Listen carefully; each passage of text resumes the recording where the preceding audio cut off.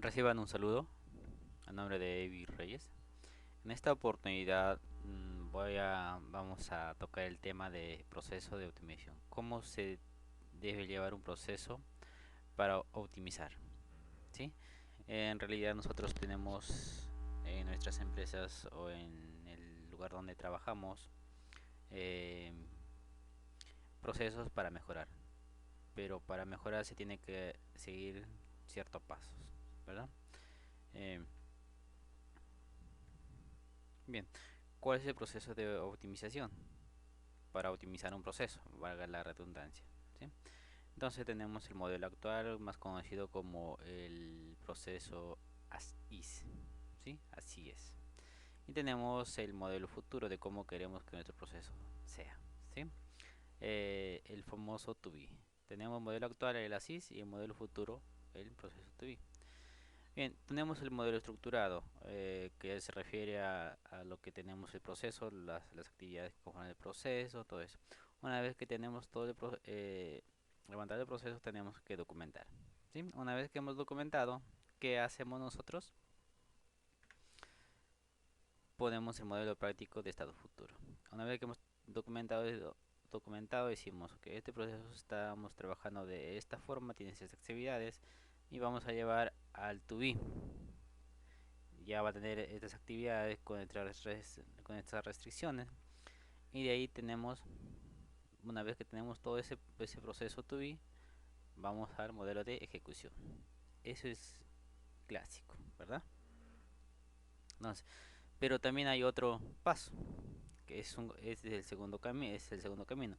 Que una vez que hemos documentado todo el proceso, de repente, y de ahí, una vez que hemos documentado, lo llevamos directamente a la ejecución. ¿Qué quiere decir documentado? Que tenemos el proceso, ¿sí? Tenemos todas las actividades y queremos optimizar ese proceso. ¿Qué hacemos? Lo automatizamos, ¿sí? Pero ¿qué estamos automatizando? Problemas. ¿Por qué? Porque no hemos hecho un análisis detallado, no hemos hecho un análisis para decir si el proceso a automatizar está bien o está mal, ¿sí? Y por lo tanto, estos son cambios empíricos.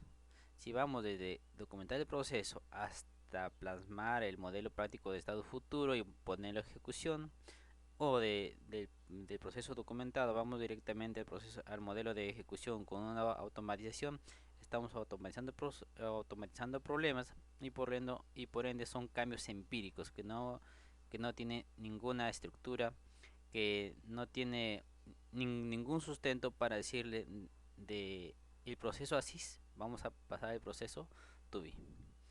Y por lo tanto, estos caminos no son los correctos que se debe aplicar, ¿sí?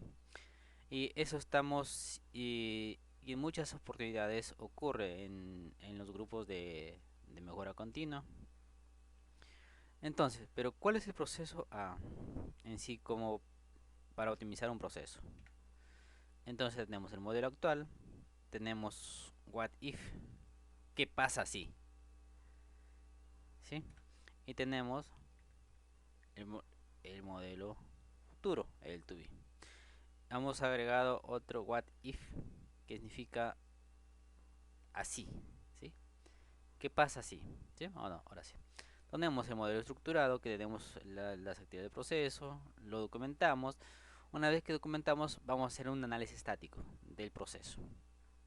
Y a la parte también podemos hacer un análisis dinámico del proceso. A lo cual, cuando hacemos un análisis estático o un análisis dinámico, vamos a obtener un modelo actual. Este modelo actual. Este modelo actual nos va a permitir, o que este análisis estático, este análisis dinámico, vamos a decir cuánto, cuánto de tiempo te invierto en este proceso, cuántos recursos uso en este proceso, eh, cuánto de, cuánto de dinero estoy invirtiendo en este proceso. En realidad, todo lo podemos sacar aquí en el modelo actual, ¿sí? Y por ende tenemos un resultado del análisis.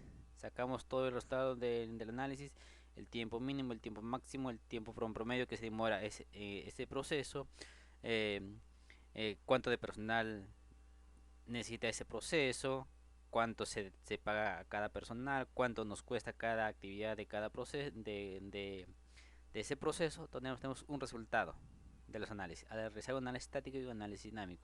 ¿Por qué esto es muy importante? ¿Por qué? Porque cuando ya tenemos todo este proceso modelado, diagramado, haciendo un análisis, tenemos un resultado, vamos a proponer varias, mm, varias propuestas de mejora, ¿sí? En esas propuestas de mejora, en esas propuestas de mejora tenemos que hacer todo el análisis, ¿sí? También tenemos el análisis dinámico, también tenemos que hacer análisis dinámico y por ende vamos a tener un resultado del análisis. ¿Por qué acá esto es muy importante? ¿Qué pasa si acá supongamos que tenemos un proceso y ese proceso queremos mejorarlo? Tenemos que ver, que establecer uno, dos o tres alternativas de cómo mejorar este proceso. Y por cada alternativa tenemos que hacer un análisis estático, un análisis dinámico y tenemos que comparar de esas tres alternativas con cuál de esas alternativas nos quedamos. Obviamente que nosotros nos vamos a quedar por el que requiere menos recursos, ¿sí? El que ese proceso que reduce menos, que requiere menos tiempo, más eficaz y más eficiente. Entonces así comparamos, ¿sí? Y por ende vamos a tener un modelo ideal, estado futuro.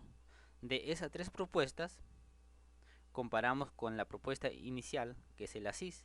Dijimos, ¿cuál de esas tres propuestas es mejor que el proceso ASIS? Entonces cogemos uno de ellos. O tal vez puede ser que una propuesta 1 lo podemos combinar con la propuesta 2, ¿sí? O la propuesta 3, o hacer una combinación de las tres propuestas y sacamos un modelo ideal del futuro. Una vez que tenemos el modelo ideal del futuro, podemos, ahora sí vamos a modelo práctico de estado futuro, ¿sí? Y luego de eso ponemos a ejecución. Eso es lo que se debe hacer.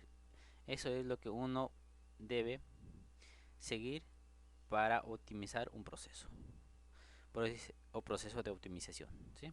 Tenemos el modo estructurado, documentamos, hacemos el análisis. Ese resultado lo comparamos con los resultados de las propuestas realizadas y de vez que hemos comparado, cogemos el modelo ideal, ¿sí? O el proceso ideal y lo ejecutamos, ¿sí? Por lo tanto, ¿sí?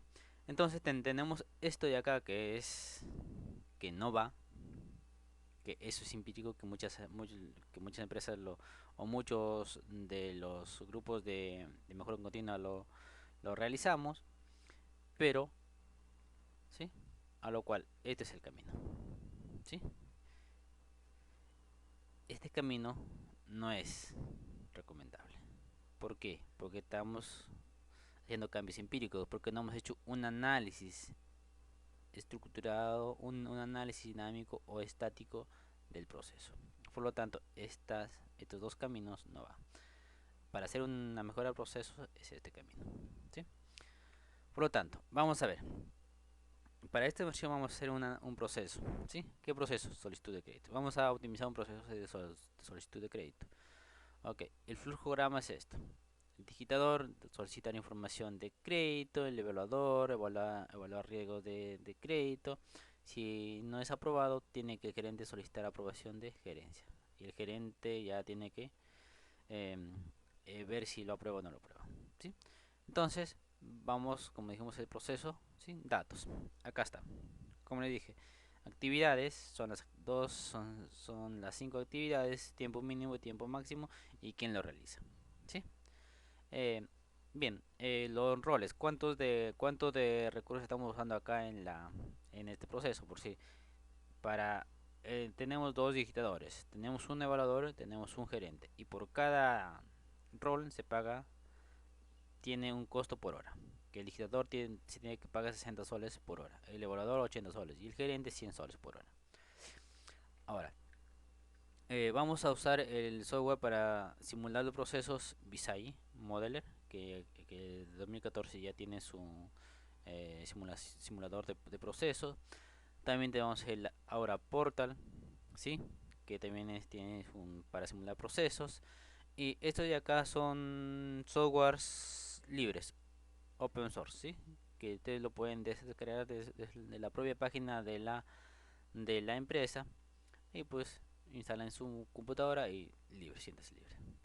Y también tenemos el de IBM. Este IBM sí tiene un trial para hacer, claro, que es más completo que los que Visay ahora aporta. Eso sí, es más completo.